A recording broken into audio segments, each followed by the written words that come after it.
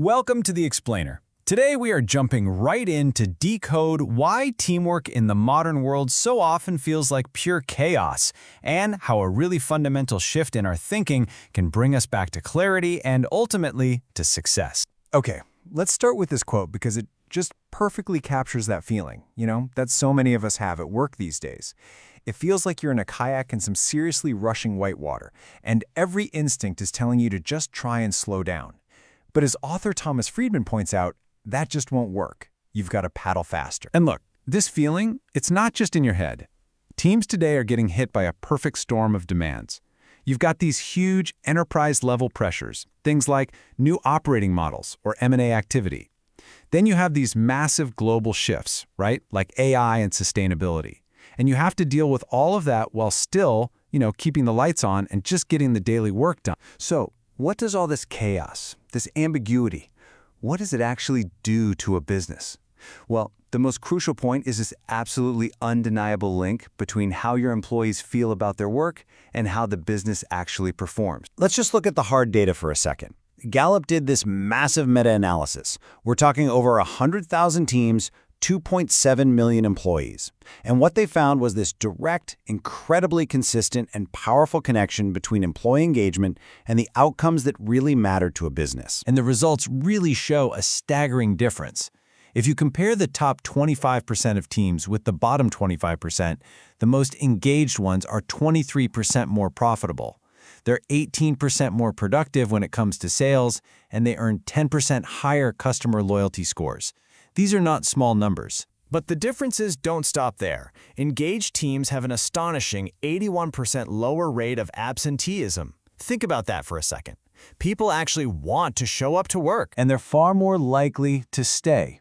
Even in companies that already have pretty low turnover, the most engaged teams see 43% fewer employees walk out the door. So when you look at the whole picture, the data is just undeniable. It's not just about one or two metrics. Disengagement is a direct hit to your bottom line. We're talking 41% fewer quality defects, 64% fewer safety incidents. This isn't just some soft morale problem. It is a core business problem. Okay, so if the old way of working is what's creating all this disengagement, what's the fix? What's the alternative? Well, the answer lies in completely rethinking the idea of the job itself and building a new path forward that leads us out of all that chaos. The fundamental problem is that we are still trying to organize our work using these rigid, totally outdated job descriptions. They create silos, they create confusion.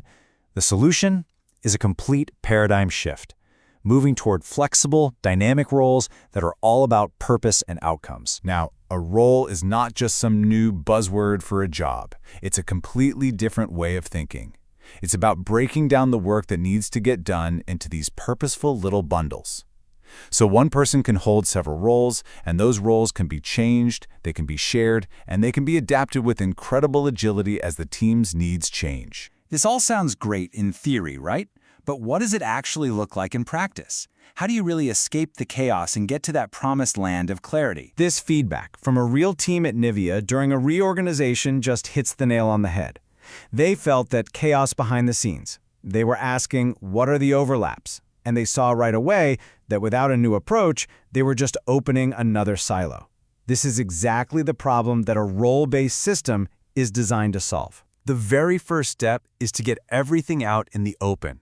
You have to create a transparent inventory. So instead of that static, top-down org chart that's probably out of date anyway, you have this living, breathing dashboard of the team's entire ecosystem. Every person, every skill, and every single role, all right there in one place. Next, each one of those roles gets defined, and I mean explicitly. It has a clear purpose, it has specific tasks, it has defined objectives. Suddenly, everyone knows exactly what they're responsible for.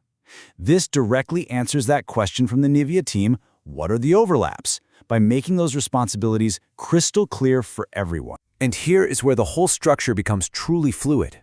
Instead of rigid departments, you organize work into these cross-functional circles. Think of them like dynamic teams formed to tackle a specific mission, bringing all the right people with the right roles together. And when that mission's complete, they can regroup for the next challenge. A system like this is incredibly powerful. But And this is a big but.